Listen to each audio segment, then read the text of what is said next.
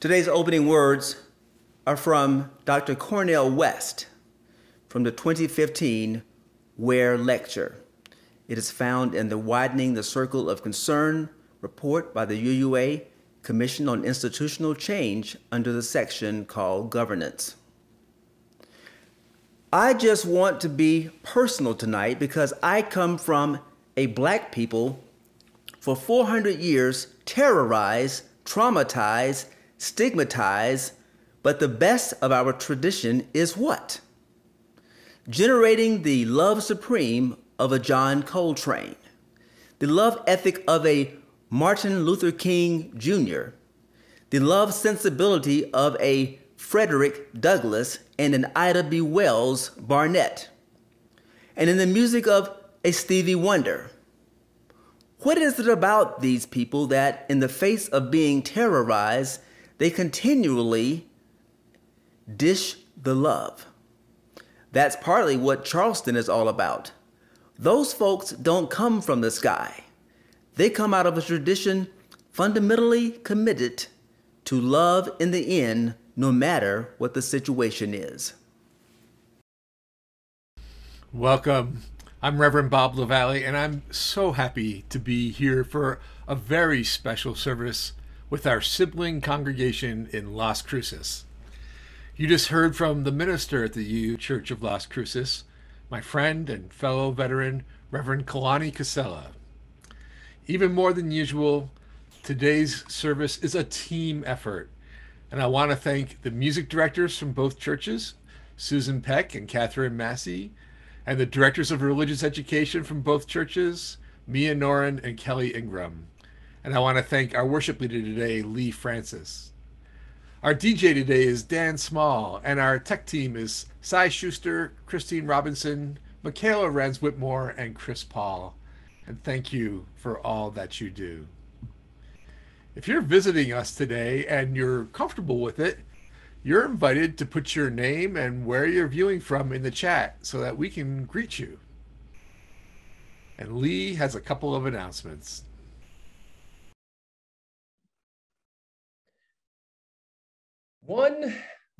Guatsi, good morning, everyone.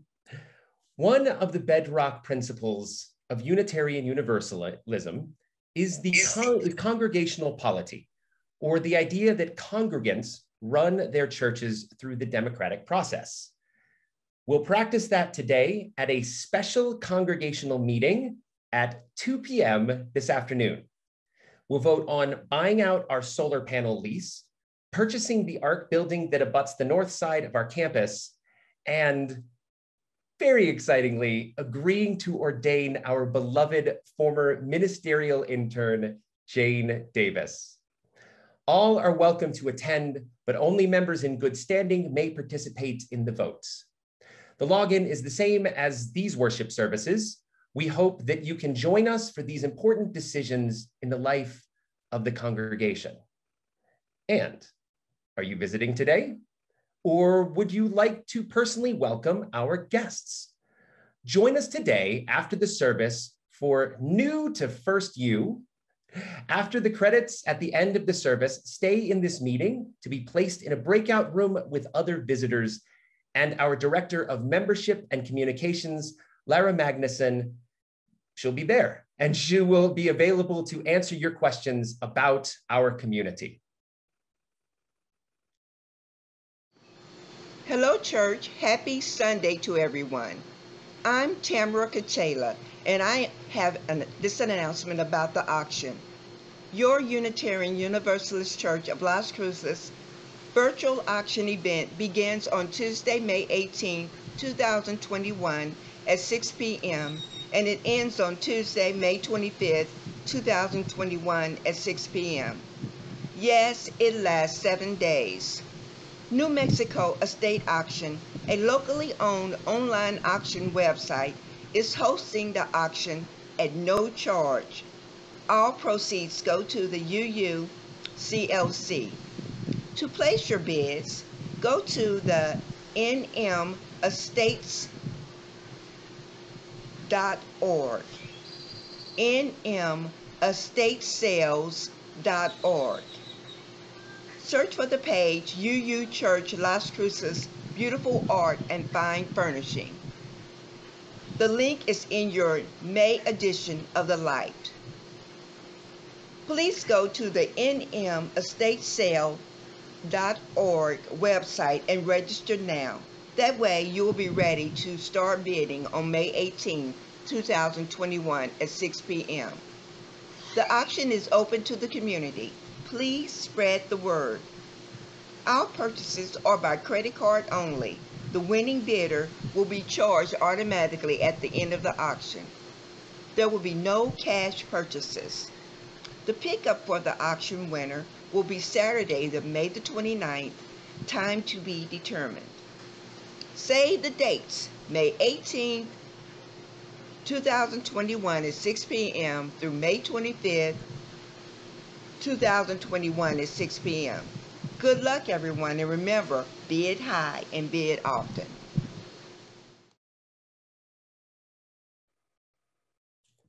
Let's light our chalices. Today, we use the words of Reverend Leslie Takahashi.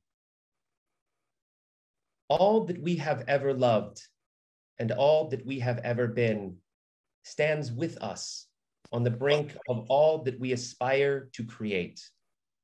A deeper peace, a larger love, a more embracing hope, a deeper joy in this life we share. Come, let us dream together.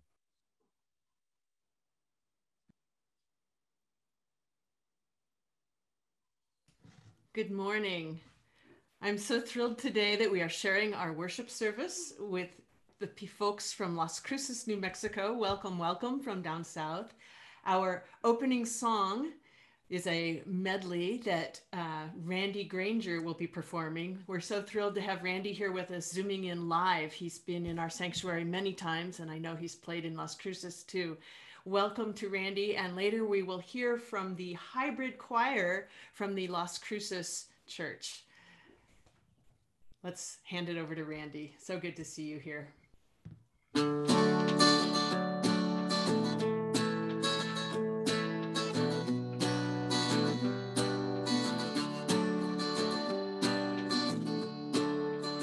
I hear the crying of the hungry in the deserts where they're wandering. Hear them crying out for heaven's own benevolence upon them.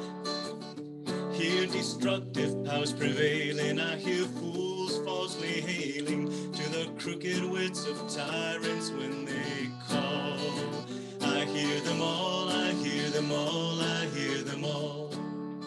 So while you sit and whistle Dixie with your money and your power, I can hear the flowers are growing in the rubble of the towers. I hear leaders quit their lying, I hear babies quit their crying, I hear soldiers quit their dying, one and all. I hear them all, I hear them all, I hear them all. I hear them all, I hear them all, I hear them all. I hear the tender words from Zion, I hear Noah's waterfall.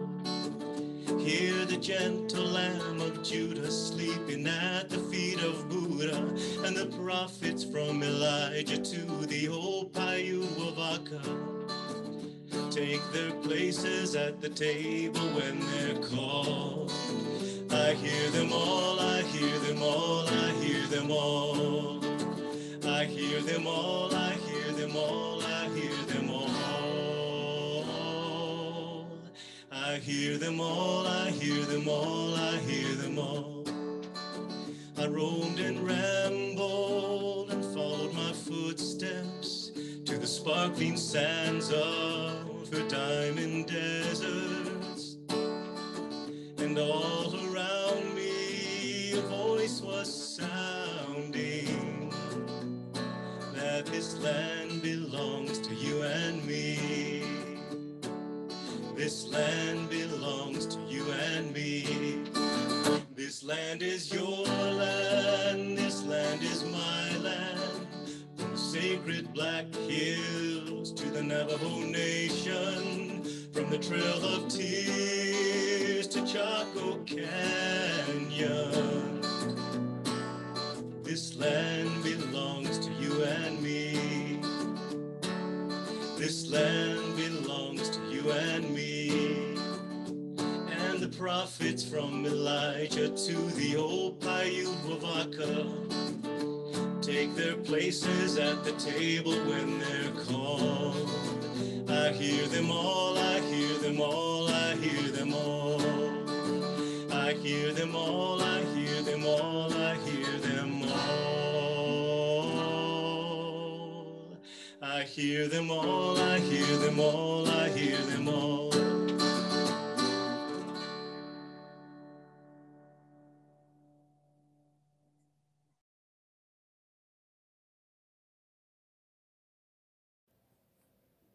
We are Unitarian Universalists. We are a people of faith with open minds, loving hearts, and helping hands.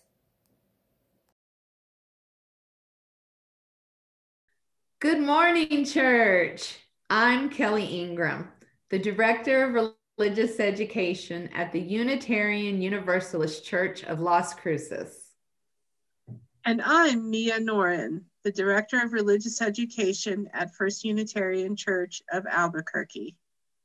Kelly and I got to work together to bring you a story today, and we'd like to thank Olive and Nick Tanner for helping us tell this story. This is a story about a girl here in New Mexico, but this story could happen in many places. Where we are from and where we belong are a couple of the stories we tell. And our family stories might be a part of our story. Your story and your family story isn't written on your face, and it can't be seen by other people. Can you see yourself in our story? Where are you from? They ask. Is your mom from here? Is your dad from there? They ask. I'm from here, from today, same as everyone else, I say. No, where are you really from? They insist. I ask Abuelo because he knows everything. And like me, he looks like he doesn't belong. Where are you from? Abuelo thinks. His eyes squint like he's looking inside his heart for an answer. You come from the land of cactus, the open, free land, he says. You are from the vaquero, brave and strong, who have been here for centuries. From the brown river that cleanses and feeds the land, that gives us grain for our bread, the milk from the cows. You're from the mountains, so high they tickle Señor Cielo's belly. You are from where the bobcat prowls the night and where the roadrunner hunts for his family. You are also from the warm vapors of the natural hot springs and where the tough but delicate desert willows grow on the edge of desert washes. You are from the sudden spring dust storms and the verga, the rain that doesn't quite touch the ground. You belong to this land where our ancestors built a home for all, even when they were in chains because of the color of their skin. We belong to this place. From the sunshine that lights our path in this world to the rain that washes away our mistakes. But abuelo, I ask, where am I really from? Abuelo laughs. You want a place? He points to his heart. You are from here, from my love, and the love of all those before us. You are from all of us. I am.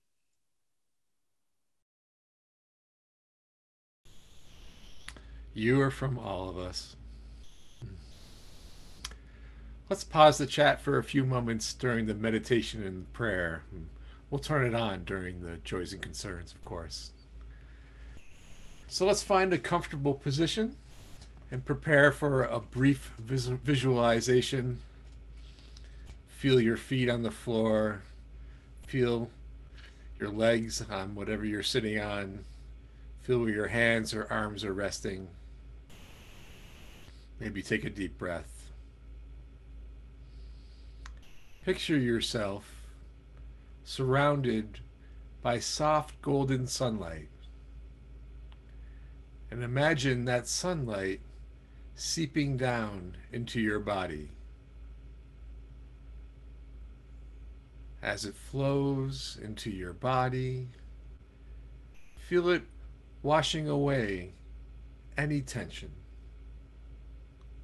making your body feel lighter. Feel the sunlight filling your feet, then the lower half of your legs, washing away the tension, creating space.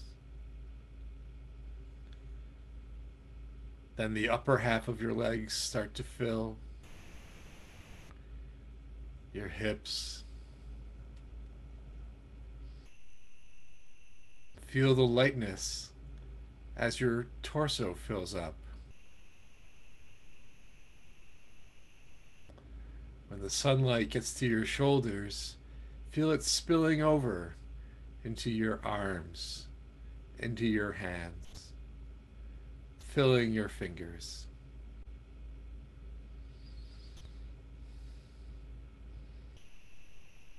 Feel the sunlight moving up your neck, your jaw, filling your head, your brows, your scalp. Pause for a moment. Feel that warmth, that lightness, that softness.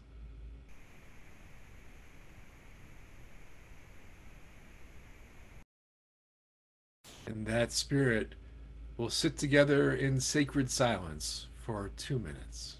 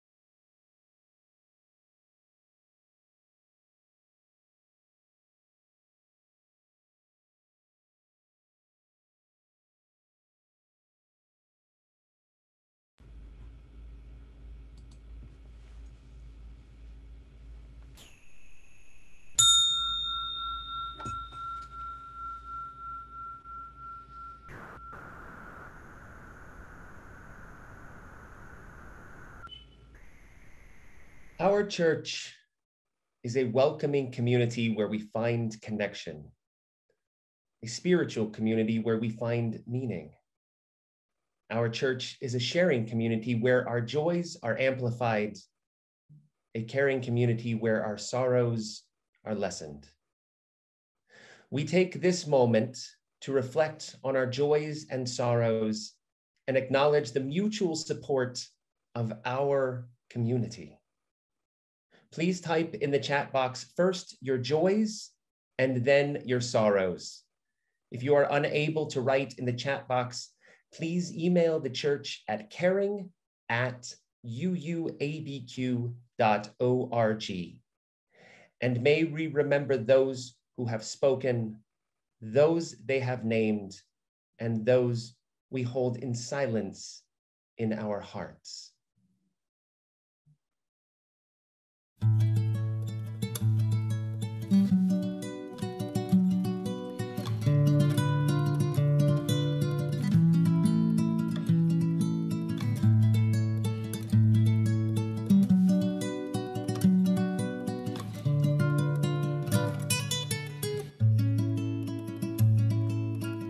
Abre las hojas del viento, mi vida, ponle una montura al río, cabalga y si te da frío te arropas con la piel de las estrellas, y almohada la luna llena mi vida, y de sueño el amor mío. Y una amapola me lo dijo ayer, que te voy a ver, que te voy a ver. Y un arco iris me pintó la piel para amanecer contigo. Y una amapola me lo dijo ayer, que te voy a ver.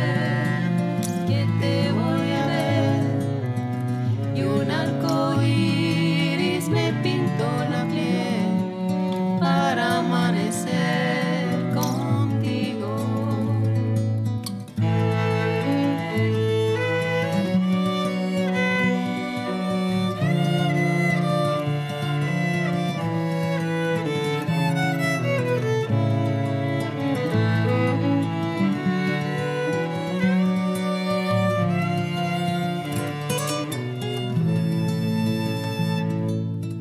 Cierra la noche y el día, mi vida, para que todo sea nuestro, y una gran fuga de besos se pose sobre tu boca,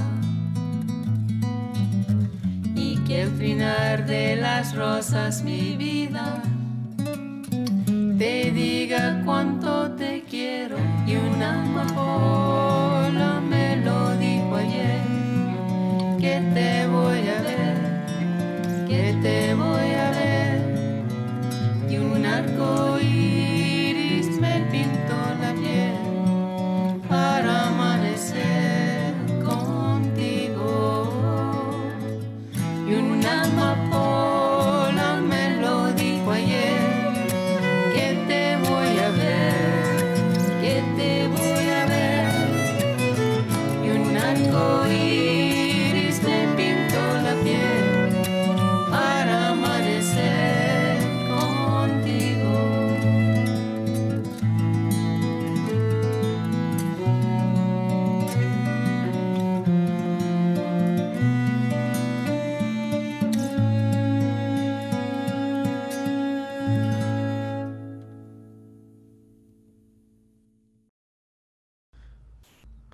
We share our joys and concerns, and we see each other. We are companions in our lives through those joys. Joys like being able to hug again and seeing people's faces. Joy for all the graduates around Albuquerque yesterday, and joy for hummingbirds, joys for vaccines happening, and visits with family, and the opportunity to vote early. so many joys and concerns and sadnesses carried. We lift up John Pearson from the El Paso church who passed last week. Concerns for those struggling with PTSD, concerns across the world in India and beyond, all those suffering, especially around the delays in getting vaccines to other countries. And concern for the changes, no matter how joyful they are, the possibility of just going back to being too busy again. All these joys and concerns, plus those joys and concerns held in our hearts, unspoken, but no less keenly felt. All these we lift up to the great powers of celebration and healing and renewal that are known by many names.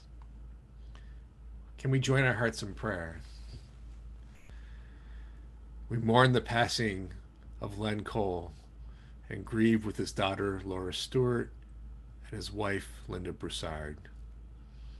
May light perpetual shine upon Len. We lift up Jerry Williams, who's recovering from a procedure this week.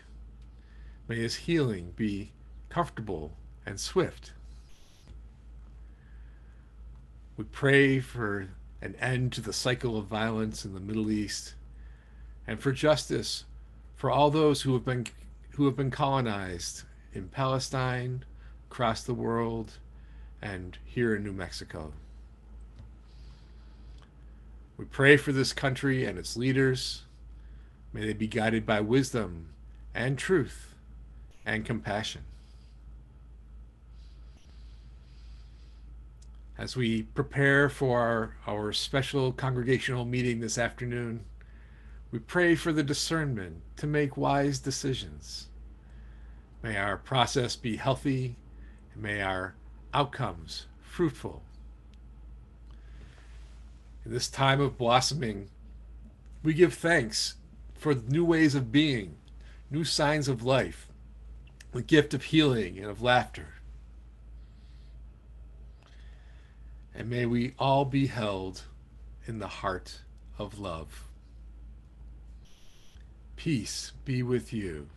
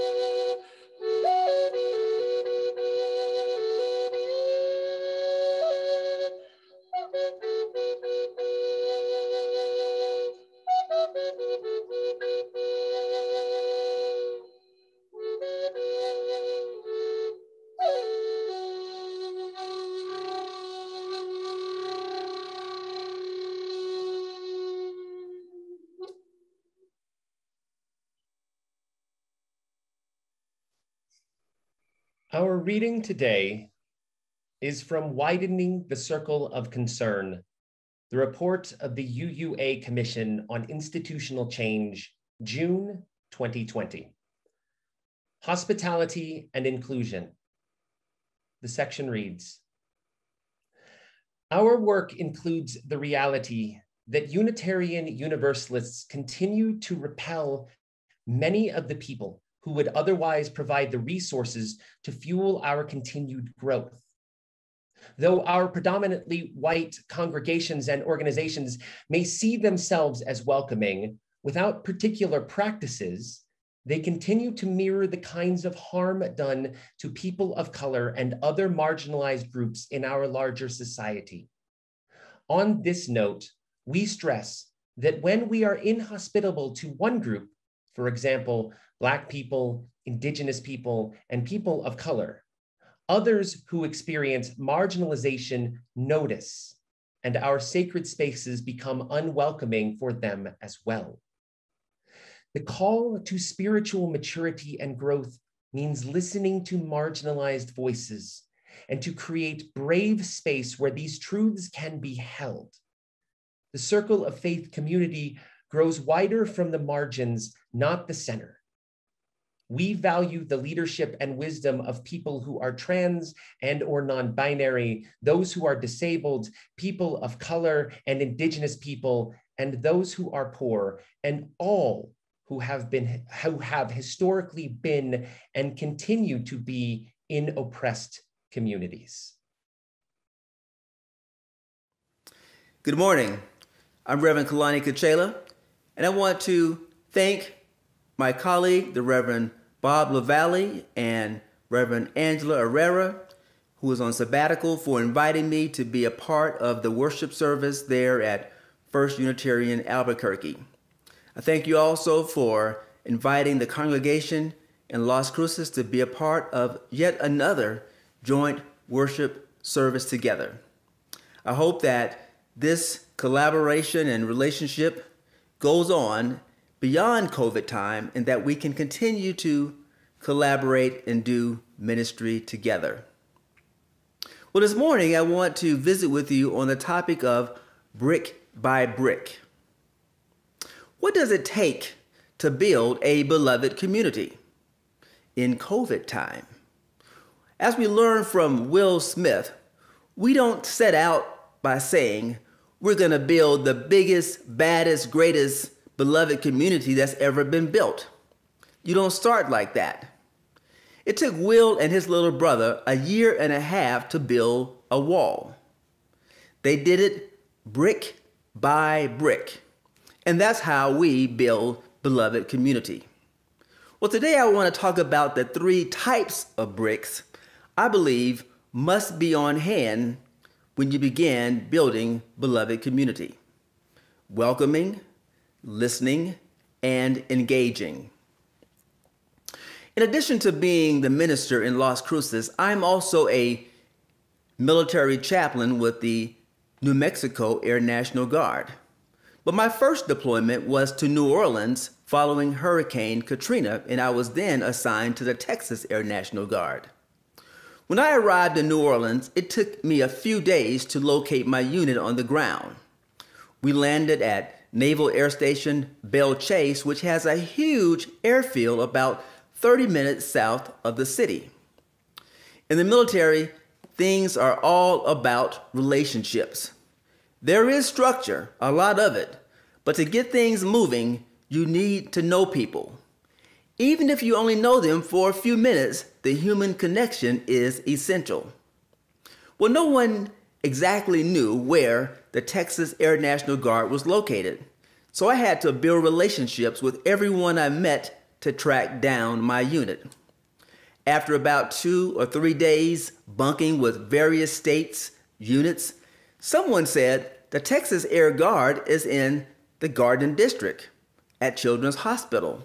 It was actually a joint unit of Air and Army. I quickly found a couple Army chaplain assistants who were located near me who could load up a Humvee and get me to the unit. When I arrived, the commander was so happy to see me. He said, "Chaplain, where have you been? We've been waiting for you." I'd never felt so needed by anyone in ministry. I immediately felt like I had found a home away from home. When people show up to a UU congregation for the first time, We owe it to them to make them feel super welcomed and wanted. Our actions ought to convey love, belonging, and need for them to join us. If we convey anything less, we need to ramp it up. Well, what does a great UU welcome look like? I believe it consists of an introduction and telling people why they ought to stick around. Simon Sinek, the management consultant, says, start with why. The why is the binder between the bricks.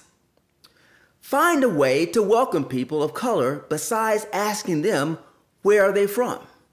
And don't assume they are new. When I served the congregation in Durham, North Carolina, after 3 years, people were still asking my wife if she was new. This may sound trite, but we don't all look alike. Get to know visitors of color, but most importantly, let them know something about you and why you chose this faith. That's the first brick. We talk a lot about listening in religious community. We assume we know what it means to listen, but often we are stuck on hearing. Hearing conveys the words landed with me, but often I didn't actually listen. That is, I acknowledge you said something, but I don't necessarily know what those words mean to you, nor why you wanted me to know them. Listening, on the other hand, is about understanding the person behind the words and finding out what the words and message mean to them. How many times have people shown up in your space, and after they spoke a few words, you thought you understood them, only to discover you were like two ships crossing in the night? Had you taken more time to hear and listen to them, their true need and reason for speaking with you, you may have responded differently. Now, I'm the first to admit that true listening requires a sacrifice on the listener's part. During COVID time, my wife comes into the office while I'm working, and in my mind, sometimes I'm hoping she's just passing through like a ship in the night. It's not that I don't want to talk or listen, but I'm deep into something, and I know if I break my train of thought, it's going to be lost forever. My attention span is only a matter of seconds. Sometimes I keep working. Other times I prepare to stop because she wants some time. What I realize in most cases is the time spent listening is much better spent than the time to keep doing what I was doing before she entered the room. Investing in the relationship with my person is more valuable than investing in anything else. The brick by brick model assumes that we have plenty of time to get things accomplished. And beloved, community is one of those things that takes time. If we don't take time to listen to one another, what we get is a superficial relationship. Experts say it takes 40 to 60 hours from first meeting a person to form a casual relationship. It takes 80 to 100 hours to go from casual friend to friend. And it takes 200 hours of one-on-one time to become good or best friends. If that is the case, what are we doing and what are we going to get from meeting a person one time in coffee hour? We're not even scratching the surface. From coffee hour to meeting beyond the church campus requires intention, planning, and execution. You have to do a lot of talking and listening to get that 40 to 60 hours. It's no wonder that people who work together, go to school together, and belong to some type of affinity group become best friends, get married, or form other types of partnerships. After all that time together, they've found their person. Widening the circle of concern, the report of the UUA Commission on Institutional Change, published in 2020, has an excellent chapter titled Hospitality and Inclusion. It emphasizes creating new practices for centering the voices of Black people, Indigenous people, and people of color in UU congregations, also known as BIPOCs. The section reads, "Our work concludes that Unitarian Universalists continue to repel many of the people who would otherwise provide the resources to fuel our continued growth. Though our predominantly white congregations and organizations may see themselves as welcoming without particular practices, they continue to mirror the kinds of harm done to people of color and other marginalized groups in our larger society. On this note," they continue, "we stress that when we are inhospitable to one group, for example, Black people, Indigenous people, and people of color, others who experience marginalization notice and our sacred spaces become unwelcoming for them as well." Page 58 of the report has a section called, and I quote, "Stopping Harm, Restoring Relationship, Responding to Microaggressions and Oppressions from the FOS Collective," end quote. And I encourage everyone to seek out this report and read that section. This, in my judgment, is the missing brick, which we must find to make a cornerstone. I grew up in Columbus, Georgia, and attended many churches. The church closest to my house was Winton Hill Baptist Church, an African-American church where my paternal grandfather was a deacon. His name was Roscoe Chester, same name as my father. The church's cornerstone is white cement and has engraved the names of the deacon board when it was founded in 1861. That's the year the Civil War began. Black people were already spiritually free. It took a war to get them constitutionally free. Whenever I want a reminder of where I came from, I can go to that church and immediately identify that cornerstone because it stands out from the rest of the brick, which is red. BIPOCs in our congregations already stand out. The question is, how do we make them a cornerstone of our communities? What can we do to engrave their names in our membership books and make them permanent bricks in the buildings? The report doesn't stop there. It emphasizes people who are trans and or non-binary, those who are disabled, and those who are poor, and all who have historically been and continue to be in oppressed communities. We must listen to all of these voices respectfully, let them resonate, then respond accordingly.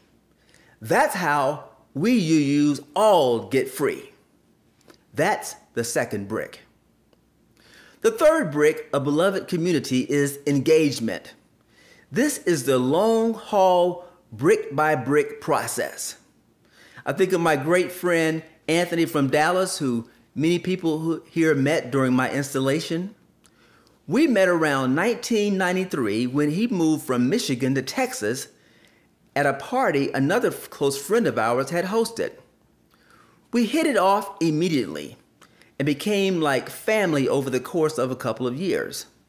That included working out together. At one point, we'd meet at 4:30 in the morning, going to each other's churches, meeting each other's family, being in a book club together, boating and fishing, and a lot of one-on-one time. My sense is that engagement in religious communities demands a similar type of connecting if we are to experience true, loving, and compassionate relationships. One reason that I'm here today is that I formed such relationships with Reverend Herrera and Reverend LaValle. Now, I could just be imagining we have good relationships, but I've been to the Herrera's home a couple of times, and Bob and I have spent one-on-one time together even before he was the assistant minister here in Albuquerque. We've spent time talking about our families, to include growing up with our parents. And the last time we were at Angela and Carlos' home, that is, Tamara and I, we exchanged stories about our fathers and how our relationships with our fathers impacted us as ministers. And on my radio program, Take on Faith in Las Cruces, both my wife and Carlos have been my guest. The level of engagement that I've had with them is remarkable, so I always feel right at home whenever we are together. But here's the paradox. Religious community is a both-and situation. It can take time and it can happen quickly.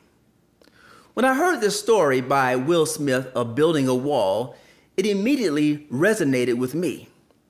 He and his brother didn't know how to build a wall his father had instructed them to build, so they figured it out, one brick at a time. The brick-by-brick method is the cornerstone of masonry. Each person is a brick, but bricks alone make not a building. You must have the mortar. Mortar is made of cement, lime, and sand. Then you just mix in the water. If we translate cement, lime, and sand into welcoming, listening, and engaging, all we then need is you. You, my friends, are the key ingredient to building beloved community. I encourage you to get busy mixing.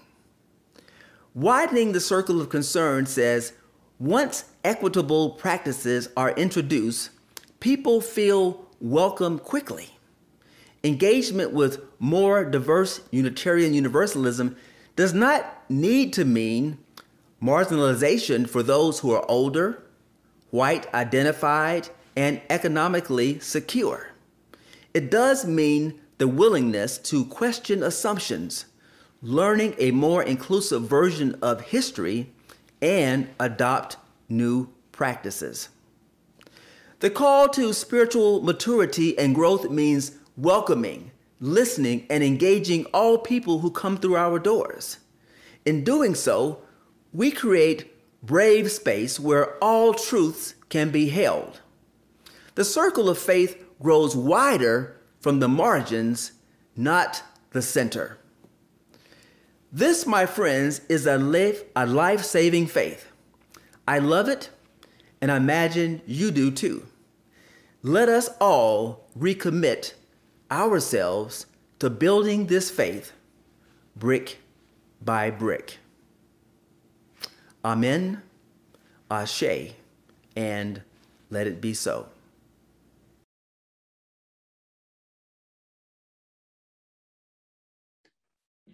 Through the months of March, April, and May, our Change for the Future recipient is the American Civil Liberties Union of New Mexico.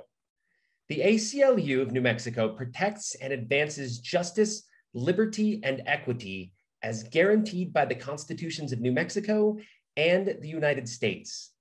It is especially focused on groups that have been historically disenfranchised. You can make an offering online by clicking on the link that we'll put in the chat box. And if you prefer not to give online, you can simply mail a check to the church and include Change for the Future on the memo line. Good morning. Massey, Director of Music at the UU Church of Las Cruces, New Mexico. And be with you here with what we're calling the hybrid choir members who feel comfortable singing together massed on Sunday morning just a couple of times this month. And we are singing Sawabona, which is a traditional Zulu greeting. It means, I see you. traditional answer is Siko na, I am here. And the concept Ubuntu means because we are. And so we invite you to sing with us in the Zoom.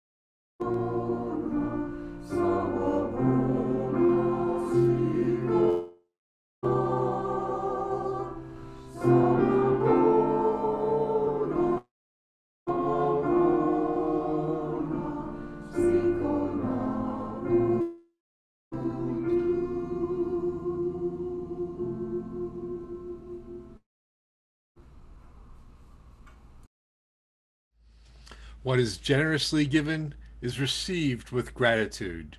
Thank you on behalf of First Unitarian Church of Albuquerque, and thank you on behalf of the American Civil Liberties Union of New Mexico and the excellent work that they do.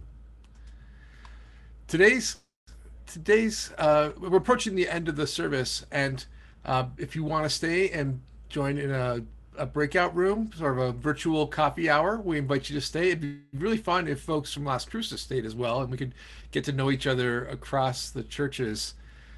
It's nice to feel part of a larger community of UUs within the state.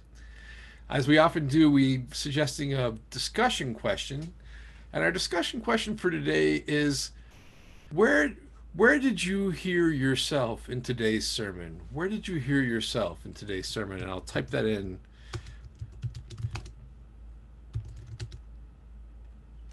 I'm typing that into the chat right now. Where did you hear yourself mentioned in those practices? Let's take a moment to extinguish our chalices here and at home. May we all take our places at the table when we are called.